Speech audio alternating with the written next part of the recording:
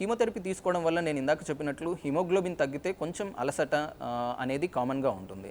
అలాగని చెప్పేసి పేషెంట్ కంప్లీట్గా బెడ్ రెస్ట్ తీసుకోవాల్సిన అవసరం ఏముండదు. ఈవినింగ్ టైమ్స్లో చిన్న చిన్న ఎక్సర్సైజెస్ అలాంటివి చేసుకోవడం వల్ల కొంచెం వాళ్ళ వెల్ బీయింగ్ కూడా బెటర్గా ఉంటుంది. సో జనరల్గా కీమోథెరపీ తీసుకుంటున్న పేషెంట్స్కి ఫుడ్ రెస్ట్రిక్షన్స్ అలా ఏమి ఉండవు.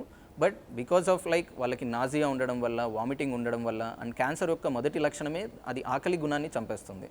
So because of all these things వాళ్ళకి ఆకలి అనేది కొంచెం తక్కువగా ఉంటుంది. సో రాదర్ దాన్ లైక్ పొద్దున, మధ్యాహ్నం, రాత్రి ఇట్లా ఫిక్స్డ్ మీల్స్ లాగా కాకుండా కొంచెం కొంచెం మీల్స్ 2 గంటలకు ఒకసారి తీసుకోవడం వల్ల తన న్యూట్రిషన్ స్టేటస్ అనేది కొంచెం బెటర్గా చేయడానికి ఆస్కారం ఉంటుంది.